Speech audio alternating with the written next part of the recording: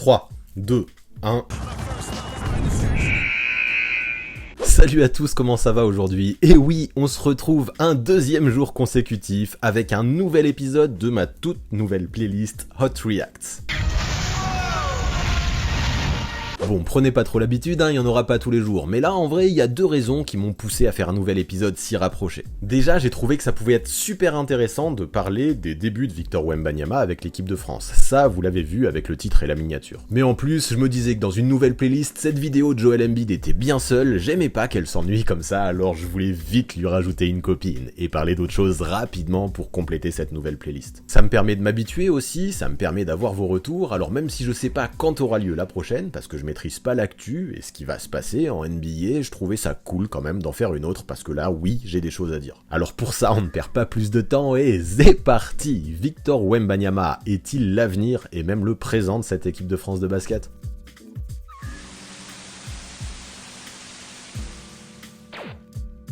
À la France, comme dirait Orelsan dans la réédition de son album là qui est sorti il y a pas longtemps. Et sans vouloir partir dans la critique musicale, ouais, cet album il comporte des chansons que je dirais sont assez bizarres. Mais aujourd'hui, bon, comme souvent, ici, on va plutôt parler de basket plutôt que parler de rap. Et évidemment, dans les grosses news qu'on a pu voir là ces derniers jours, le nom de Victor Wembanyama est arrivé en tête de liste. Évidemment, à son propos, on en fait des caisses, et j'y participe, à en faire des caisses, je me cache pas. Certains aigris diront que c'est la culture française, que c'est du chauvinisme, et moi je leur répondrai que c'est justement la culture française d'être bien souvent aigri, quand justement on a un joueur ou une équipe qui potentiellement pourrait nous rendre fiers dans les années à venir, et peut déjà nous faire rêver dans le présent. Et si vous n'êtes pas français et que vous avez le même discours, ce sera simple, je mettrai ça sur le dos de la jalousie, parce que oui, je suis comme ça, moi, je me remets pas en question et je mets tout sur votre dos. Je plaisante, mais c'est vrai qu'il y a un petit peu de ça. En vrai, moi je trouve, dans tous les pays du monde, quand on a une pépite, et Victor Wembanyama est une pépite, quoi que vous en pensiez, ça c'est difficile à remettre en question, on en fait des tonnes, on est fier de son joueur, mais en France, en fait, ça semble être un petit peu un problème. Et je capte pas trop, en fait, pourquoi on n'aurait pas le droit d'être fier en France comme ailleurs. On le voit dans les autres pays, vraiment, je le répète, ils sont fiers de leur gars, et ça passe vraiment bien. C'est limite une fierté d'être fier. Pourquoi ici tout est tout le temps attribué au chauvinisme quand on dit du bien, ou quand on dit du bien, oui, ou quand on est hypé, en tout cas quand on est enthousiaste par un joueur ou une équipe français. Perso, je comprends pas tout, mais bon, il y a quelque chose que j'ai remarqué ici, en tout cas depuis que j'ai lancé ma chaîne YouTube, c'est très dur de parler des joueurs français en France, parce qu'on se fait tout le temps tacler. Dès qu'on essaye de faire de la critique constructive, on passe pour un hater, et si on en dit du bien, on est un Homer, un chauvin, une espèce de beauf. Tant pis, je m'y suis fait, je trouve ça dommage qu'on ait une espèce de côté où on puisse rien dire finalement, mais c'est comme ça, mais je vais pas m'en priver et je vais continuer, même s'il y a toujours ces commentaires, je vais en parler des joueurs français, et voilà pourquoi, après les débuts de Victor Wembanyama chez les Bleus, j'allais pas me retenir, en tout cas j'allais pas limiter mon envie d'évoquer les premiers pas de Wemby sous le maillot tricolore, parce que je trouve que des choses, il y en a à dire. Donc déjà, ce dont il faut être persuadé, c'est que l'équipe de France, ces dernières années, elle tourne bien. Donc ok, beaucoup diront que le jeu qui était pratiqué lors du dernier Euro a été catastrophique, que l'équipe ne doit sa place en finale qu'à la chance, qu'à des espèces d'exploits de dernière minute, qu'à des lancers francs ratés. C'est vrai aussi, je peux comprendre, il y a une certaine réalité là-dedans, mais moi, ce que je retiendrai en plus dans cette équipe, qui même dans la difficulté est restée soudée et n'a jamais abandonné, ça c'est déjà pas mal, c'est le résultat. Le résultat qui est vraiment bien, et les résultats récents, ils sont probants. Médaille d'argent olympique en 2021 derrière Team USA, médaille d'argent européenne en 2022 derrière l'Espagne. Franchement, c'est cool. Se classer deuxième 2 fois de suite lors de tournois avec un niveau de ouf, c'est quand même un accomplissement. Et dans le monde, les équipes qui peuvent garantir une telle régularité lors des dernières décennies, ne serait-ce que sur 2 tournois essentiels consécutifs, je les compte sur les doigts d'une main. Il n'y en a pas des masses en vrai. Donc ça montre à quel point cette équipe des Bleus est compétitive et peut réellement avoir des ambitions sur la scène internationale. Sauf que bon, tout ça c'est cool, finir deuxième c'est bien, mais être deuxième c'est aussi être le premier des perdants. Et ça, ça suffit pas pour un sportif qui est un minimum compétiteur.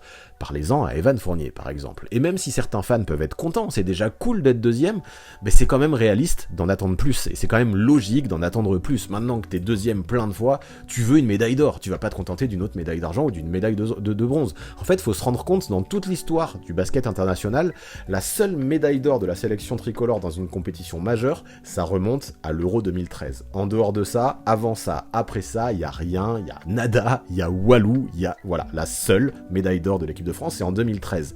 Et quand on voit que les rivaux et voisins espagnols, eux, ils en possèdent 6 des médailles d'or dans des compétitions internationales essentielles, ben ça fait quand même tâche. Le palmarès entre ces deux nations qu'on aime dire qu'elles sont rivales en France, mais est vraiment incomparable. Les Espagnols sont loin au-dessus, et ça, je sais très bien que certains fans hardcore des Bleus le vivent très mal, mais c'est comme ça, c'est un fait, et pour le moment, bah, voilà, il y a des médailles d'argent, ok, il y a des médailles de bronze, mais les médailles d'or, ça manque, et franchement, l'ambition, elle doit être là, que ce soit pour les joueurs et pour les fans. Surtout que là, en plus de ça, je vais en rajouter une couche, hein. Mais lors du dernier Euro, on pouvait y croire. Avec la retraite progressive des joueurs de la génération dorée espagnole, là, qui était menée par les frères Gasol, ok, il reste Rudy Fernandez, mais il va pas non plus rester encore 10 ans, mais on se disait potentiellement que là, cette fois-ci, ok, l'Espagnol semblait un peu moins forte, il pourrait y avoir de la place. Malheureusement, dans la génération qui a suivi, elle était menée par les frères Hernan Gomez, il y avait du talent, il y avait de vraies qualités, et surtout un vrai basket collectif avec des joueurs qui savent jouer ensemble, et en finale, les Espagnols ont donné une leçon de basket aux Français. Je suis désolé, ça fait mal, mais c'est juste la vérité. Donc qu'on se le dise, frère Gasol ou non, en Espagne on a une vraie culture du basket, une vraie culture du collectif, ça se transmet de génération en génération, et ce sera toujours une mission sur la scène internationale, pour l'équipe de France et pour n'importe qui, de battre cette équipe espagnole. Donc oui, il y a du boulot à faire, et pour ces Bleus, pour cette équipe de France, pour définitivement s'imposer comme une place forte du basket international, il y a besoin de passer un step, il y a besoin d'aller encore plus loin, il y a besoin de se renforcer. Alors ok, dernièrement, on parlait de Joel Embiid qui a pris la nationalité française. Néanmoins, le fait qu'il ait traîné pour faire les démarches avec la FIBA, le fait qu'il ait aussi pris la nationalité américaine aussi, en plus de la française et de la camerounaise, et le fait que chaque année, il arrive complètement en miettes en play-off, et que les étés, pour lui, il les utilise plus pour se reposer ou pour se rééduquer que jouer au basket dans une sélection nationale, dans un tournoi international. En tout cas, j'imagine, vu comment à chaque fois il est rincé à la fin de l'année, il a besoin de repos, je me dis que l'imaginer participer à une compétition FIBA sous le maillot bleu, ça me semble de moins en moins probable. Donc peut-être que ça arrivera un jour, mais moi je peux pas me dire que c'est quelque chose sur lequel on peut compter dessus, en tout cas avec certitude. Du coup, est-ce qu'il faut perdre espoir ? Peut-être, mais peut-être pas.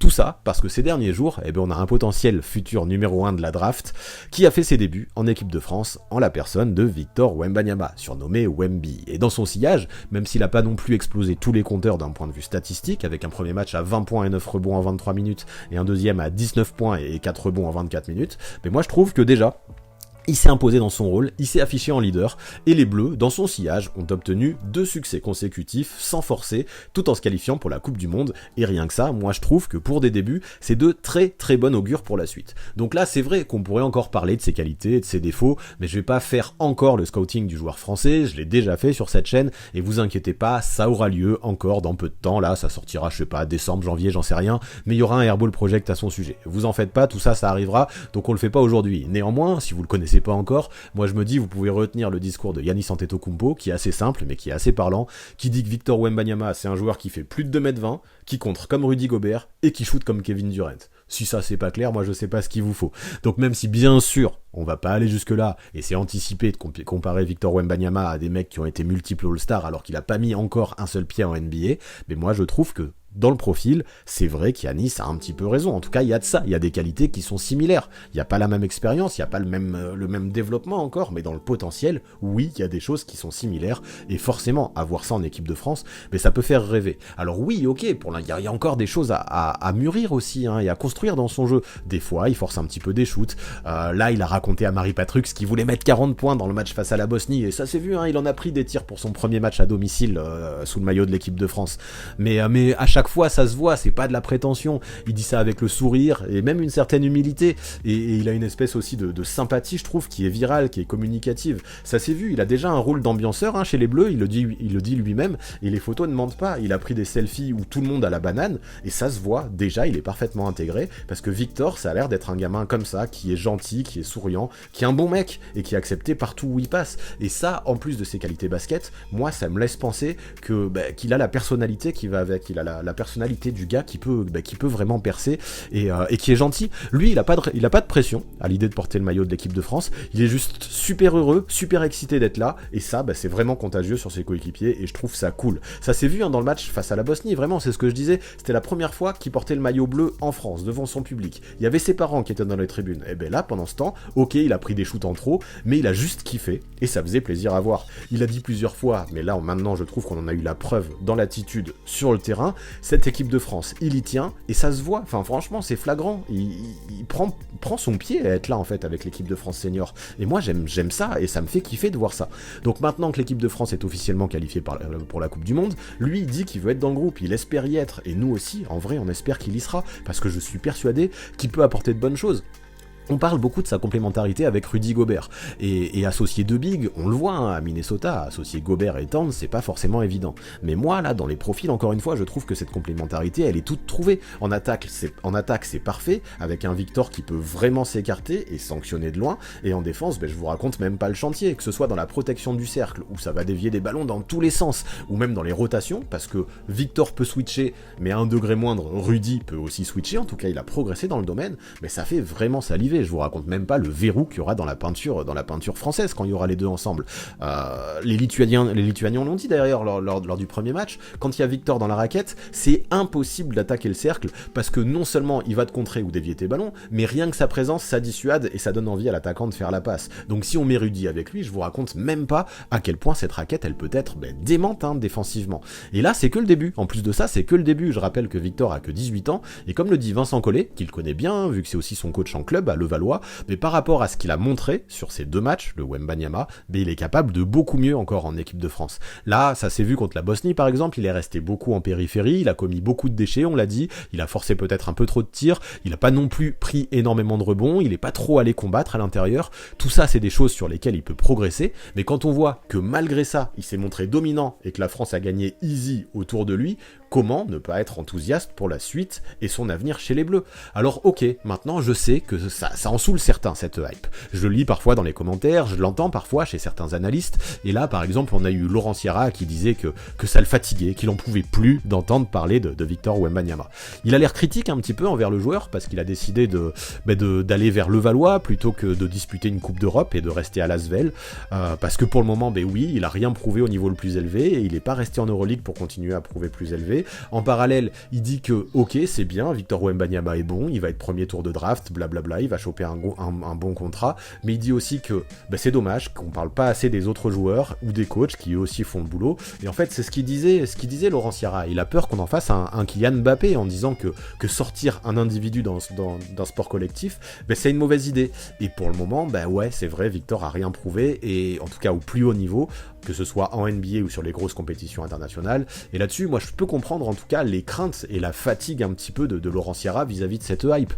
Parfois même, on avait l'impression qu'il faisait directement des reproches à Victor, hein, c'est ce que je disais, avec son choix par exemple de quitter Levallois, comme s'il cherchait la facilité, comme s'il avait déjà une attitude de mec suffisant et prétentieux. Je sais pas s'il a voulu dire ça, Laurent Sierra. Moi, c'est l'impression que j'ai eue, c'est que de l'interprétation, donc c'est à prendre avec des pincettes, et quoi qu'il en soit, si cette interprétation réelle, moi je pense que je suis un peu moins d'accord. Autant j'ai l'impression que oui, on a un Victor qui surfe sur cette hype et qui kiffe qu'on parle de lui, qui kiffe faire la une de Slam. En même temps, quand t'as 18 ans et qu'on te permet et qu'on t'ouvre toutes ses portes, moi je pense que c'est normal. On va pas reprocher à un gamin de kiffer, surtout qu'en plus je trouve qu'il a la tête sur les épaules. En fait, moi surtout ce qui me rassure un peu, c'est que j'ai pas l'impression qu'il en fasse des tonnes comme certains faisaient avant lui, des jeunes qui ont vite été mis sur un piédestal, qui déjà limite menait une vie de jet-setter, qui déjà s'affichait avec des grosses bagnoles et des fringues de luxe. Alors ok, on a un Victor qui aime bien se saper, mais ça, moi pour l'instant, ça me dérange absolument pas. Mais moi surtout, ce que je vois, c'est qu'il est concentré sur le sport, sur le basket, sur le plaisir, et qu'il a le sourire, et qui kiffe tout ce qu'il vit, et surtout il kiffe le basket plus que tous les sous et les dollars et tout ce que ça t'apporte. Enfin franchement, je trouve que c'est vraiment rassurant par rapport à d'autres qui ont explosé en plein vol. Je dis pas qu'il y a zéro chance qu'il explose en plein vol, mais moi en tout cas, ce qu'il montre, ça me laisse plutôt positif pour la suite. Maintenant oui, comme disait aussi Sierra, c'est clair, on parle tout le temps de Victor, et c'est vrai que je parle quasiment que de Victor depuis le début, même que de Victor depuis le début, et il a pas tout fait dans ces 2 victoires de l'équipe de France.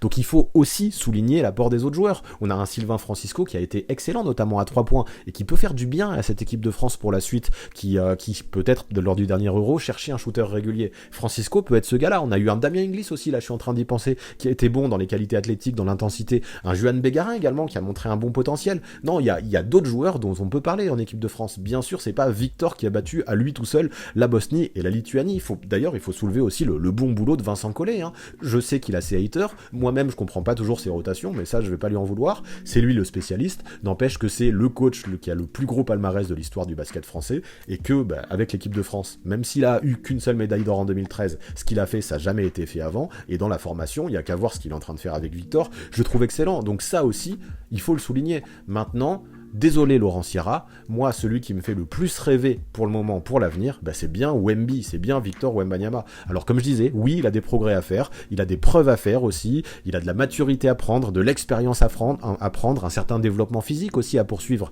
même s'il est plutôt sur la bonne voie, je trouve. Je suis ok avec tout ça, je suis ok.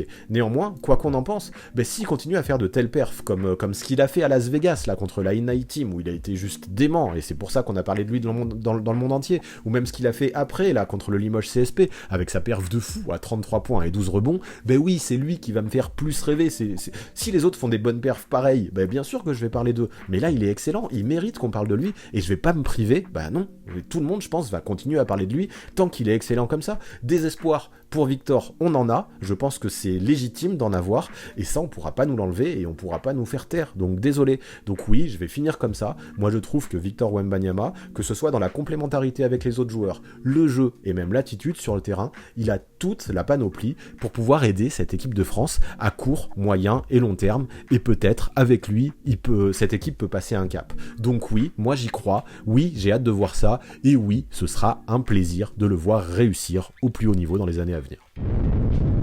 Voilà pour ce qui est de Victor Wembanyama, voilà pour ce qui est de ce 2e épisode de mes Hot Reacts. J'ai senti, là je me suis un petit peu enflammé, j'ai parlé avec passion, mais je crois que c'est aussi un peu l'idée de ces réactions à chaud. Alors est-ce que ça vous a plu ce 2e épisode ? Comme je le disais, il n'y en aura pas un par jour, ça va vraiment dépendre de l'actualité, de ce qui se passe, de mon envie et de ma disponibilité pour parler, mais là je trouvais que c'était cool de parler de Victor aujourd'hui. Pour l'instant je suis encore en phase de test, donc si vous avez des conseils à me donner, si vous avez des idées pour faire step up ce format, que j'essaye de faire sans montage, je sais que ça manque les images mais j'essaye de le sortir le plus vite possible, dites-moi tout ça en commentaire. Et surtout, bien évidemment, histoire de connaître vos tendances, dites-moi aussi ce que vous pensez de Victor. Est-ce que selon vous, on en fait trop ? Est-ce que selon vous cette hype est méritée ? Et est-ce que selon vous, l'équipe de France peut passer un cap avec lui ? J'ai hâte de connaître votre avis pour savoir si vous faites partie de la team hater et de la team chauvin. Vous inquiétez pas, rien de rabaissant là-dedans parce qu'apparemment moi de toute façon je fais partie de ces 2 équipes et il y en a pas d'autres quand on parle d'un joueur français. Et pour finir, vous connaissez les bails, on s'abonne à la chaîne, on active la cloche pour recevoir les notifications, on lâche un maximum de pouces bleus et on rédige ses meilleurs commentaires. Big up en tout cas à tous ceux qui sont restés jusque là dans cette vidéo, ça fait plaisir et ça fait du bien pour le référencement et la mise en avant sur YouTube, et merci à tous ceux qui continuent à soutenir sur Twitch et sur Tipeee. Sans vous, je le répéterai jamais assez, on n'en serait pas là aujourd'hui, alors vraiment gros merci, je le répète, et si vous aussi vous voulez rejoindre cette équipe en or, vous savez quoi faire, toutes les infos sont dans la description. À très vite.